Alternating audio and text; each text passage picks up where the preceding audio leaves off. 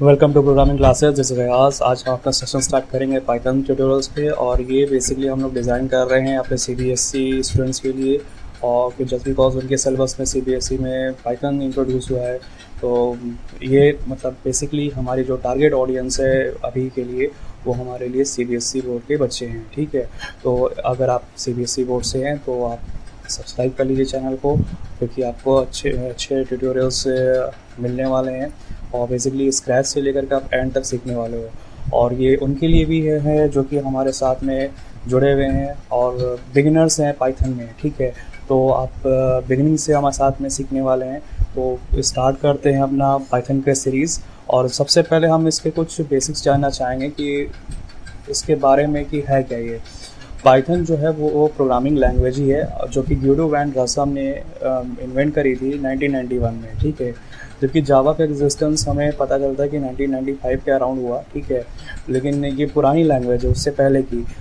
फिर भी ये इतनी मतलब हम कह सकते हैं कि मार्केट में इतना ज़्यादा ट्रेंड नहीं था तब। ठीक है, लेकिन धीरे धीरे मतलब जब यूज़र्स ने देखा कि ये भी बहुत सारे फीचर्स प्रोवाइड कर रही है, बहुत सारे क्लासेस लाइब्रेरीज प्रोवाइड कर रही है और इजीली हम इसको सीख सकते हैं। ठीक है, इजीली इन द सेंस जो हम लोग कोड जावा में लिखेंगे या जो कोड हम लोग सी प्लस प्लस में लिखेंगे, ठीक है, तो हो सकता है कि वहाँ पे वो कोड 5 लाइन में लिख रहा हूँ और वहाँ यहाँ पे पाइथन में वही कोड 1 या 2 लाइन में फिनिश हो जाएगा। ठीक है, तो अभी हम लोग का जब आगे प्रोड्यूस करेंगे अपना डिमॉन्स्ट्रेशन, तो आप लोग देखिएगा कि कितनी ईजिली यहाँ पे हो रहा है। तो इसलिए मतलब इसने इधर कुछ कह सकते हैं ईयर्स में काफ़ी ग्रोन अप किया है। ठीक है, और बहुत सारी हमारे पास कंपनी है जो कि हमारे पाइथन पे बेस्ड काम कर रही हैं। ठीक है, तो सेकंड पॉइंट हमारा लिखा हुआ दिख रहा है कि the language is named after the BBC show Monty pythons flying circus. ये एक कोई शो आया करता था बीबीसी पे, तो उसी से इंस्पायर्ड होकर के ग्यूडो वैन रॉसम ने इस लैंग्वेज का नाम पाइथन रखा है। ठीक है, थोड़ा सा सुनने में वियर्ड लगता है कि पाइथन मीन्स स्नेक का नाम होगा, लेकिन उन्होंने उससे इंस्पायर्ड होकर के इसका नाम पाइथन रखा है। ठीक है, और लास्ट पॉइंट लिखा है कि हाई लेवल लैंग्वेज है। ठीक है, हाई लेवल लैंग्वेज का मतलब ये इंग्लिश के वर्ड्स यूज़ होने वाले हैं। ठीक है, जैसे कि हम लोगों ने जावा में भी यूज़ किए हैं। और इसके अलावा हम कह सकते हैं कि ये जनरल पर्पस भी लैंग्वेज है। जनरल पर्पस का मतलब होता है कि वो प्रोग्रामिंग लैंग्वेज कि जो एक से ज़्यादा सॉफ्टवेयर्स पे काम कर सकती है, बना सकती है, मतलब किसी चीज़ से बाउंड नहीं है। ठीक है, अगर हम आपसे बात करें लिस्प की, LISP लिस्प अगर आपने नाम सुना हो, ठीक है, तो ये एक डोमेन पर्पस लैंग्वेज होती थी। ठीक है, जो कि AI यानी आर्टिफिशियल इंटेलिजेंस के लिए काम करती थी। अगर आपने C का नाम सुना है, ठीक है, तो C में बेसिकली C के जो भी कॉन्सेप्ट हैं वो सिस्टम प्रोग्राम्स मतलब ऑपरेटिंग सिस्टम वगैरह बनाने में बेसिकली इंक्लूड हो देते हैं। ठीक है, इनका फर्दर यूज़ नहीं किया जा सकता था। तो हमारे पास जावा जैसे हम लोगों ने पढ़ी, हम पाइथन पढ़ने वाले, या C++ है, पर्ल है, रूबी है। ठीक है, ये कुछ ऐसी लैंग्वेजेस है जो कि जनरल पर्पस प्रोग्रामिंग लैंग्वेज कही जाती है। ठीक है, हम लोग पाइथन को भी जनरल पर्पस में रखते हैं क्योंकि हम इससे मतलब वेब एप्लीकेशंस भी डेवलप कर सकेंगे, सिस्टम एप्लीकेशन भी डेवलप कर सकेंगे और इसका इंटरेक्शन हम लोग डेटाबेस के साथ भी कर सकते हैं। ठीक है, तो होपफुली आपको क्लियर हुआ होगा। फिर हम लोग कुछ फीचर्स समझ लेते हैं, इसके फीचर्स क्या क्या हैं।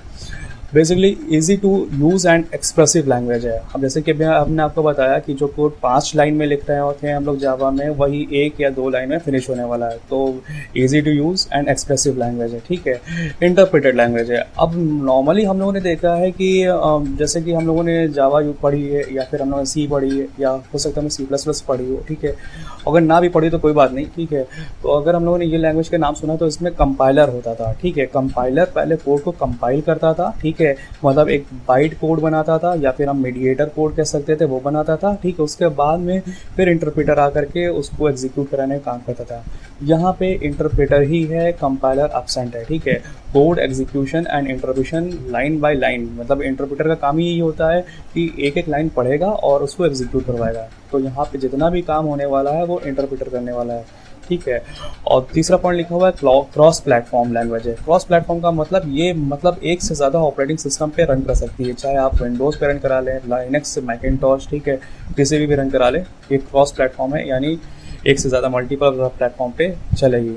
एक्सप्रेसिव लैंग्वेज में भी यहाँ पे लिखा हुआ मल्टी पैराडिग्म प्रोग्रामिंग है। ठीक है, ऑब्जेक्ट ओरिएंटेड प्रोग्रामिंग है या फिर प्रोसीजरल, मतलब it is a combination of multiple type of programming, ठीक है। जैसे कि मैंने आपको थोड़ी देर पहले बताया कि जनरल पर्पस है, ठीक है। प्रोसीजरल मतलब स्टेप बाय स्टेप जैसे हम लोग चलते थे सी में, ठीक है। ऑब्जेक्ट ओरिएंटेड अभी हमने जावा के सीरीज में आपको समझाया था। अगर आपको ऑब्जेक्ट ओरिएंटेड नहीं समझ में आया, अगर आप समझना चाहते हैं कि ये क्या है, तो इसका लिंक हम लोग डिस्क्रिप्शन में दे देंगे, आप देख लीजिएगा। वहाँ पे पूरा फुल फ्लैश आपको एक्सप्लेन मिलेगा। कंप्लीटनेस, ठीक है। कंप्लीटनेस से मतलब क्या है, यहाँ पे ये सब इसके फीचर्स हैं, मतलब इसकी क्वालिटीज़ हैं, ठीक है। कंप्लीटनेस का मतलब बता रहे हैं support wide range of libraries. किसी भी प्रोग्रामिंग लैंग्वेज का सबसे स्ट्रॉन्ग पॉइंट होता है कि उसमें बने बनाए फंक्शंस बहुत सारे होने चाहिए, ठीक है, ताकि हमें कोड कम से कम करना पड़े, ठीक है। तो ये कंप्लीटनेस मतलब एक proper range of variety of libraries देता है जहाँ पे हम लोग यूज़ कर सकते हैं उनके मेथड्स को, उनके टूल्स को, ठीक है। ये हम लोग को देखने को मिलेगा। सेकेंड लास्ट पॉइंट हमें दिख रहा है free and open source. Free and open source का मतलब क्या है कि ये जो सॉफ्टवेयर है ये फ्रीली अवेलेबल है इंटरनेट पे, जैसे कि जावा के लिए जेडीके होता था, और हम इसको डाउनलोड करके मॉडिफाइड वर्जन के रूप में अपने पास इस्तेमाल कर सकते हैं। मॉडिफाइड मतलब कस्टमाइज वगैरह कर सकते हैं, ठीक है।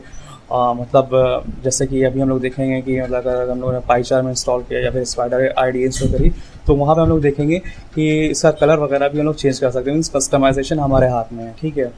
तो it is case sensitive, last point कह रहा है, ठीक है। जैसे जावा की हमने आपको बात बताई थी कि केस सेंसिटिव है, मतलब जो लेटर जैसे लिखा है, जो वर्ड जैसे बता दिए गए वैसे ही लिखना है, ठीक है। मतलब कैपिटल और स्मॉल का हम लोग को बारीकी से ध्यान रखना पड़ेगा, ठीक है। तो होपफुली फीचर्स आपको समझ में आएंगे। अब हम लोग देख लेते हैं कि एप्लीकेशंस क्या है। एप्लीकेशन मतलब कहाँ कहाँ यूज़ होता है पाइथन। जैसे कि हमने बताया ना जनरल पर्पस है, तो डेफिनेटली एक से ज़्यादा जगह यूज़ होता होगा, ठीक है। तो पाइथन पहला हम लोग पॉइंट देख रहे हैं, Python can be use on a server to create web application, ठीक है। वेब एप्लीकेशन क्रिएट कर सकते हैं इससे। दूसरा पॉइंट कह रहा है Python can be use for software development, मतलब जो भी विंडोज बेस्ड छोटे छोटे सॉफ्टवेयर होते हैं वो हम लोग बना सकते हैं। जैसे कि मतलब हम लोगों ने बिग बाजार वगैरह में देखा होगा कि उनके अपने अलग सॉफ्टवेयर होते हैं, ठीक है। रेस्टोरेंट में देखा होगा उनके अपने अलग सॉफ्टवेयर होते हैं, तो इस तरह के सॉफ्टवेयर बना सकते हैं। Python can connect to database system and access data, और पाइथन के थ्रू हम लोग डेटाबेस को कनेक्ट कर सकते हैं। डेटाबेस में जैसे MySQL, ठीक है, ओरेकल, ये सब आ जाते हैं। MS एक्सेस जो कि बेसिक होता है, MS ऑफिस के पैकेज के साथ में मिलता है। तो ये सारे के सारे हम लोग कनेक्ट कर सकते हैं, मतलब जनरल पर्पस में यही सब आते हैं।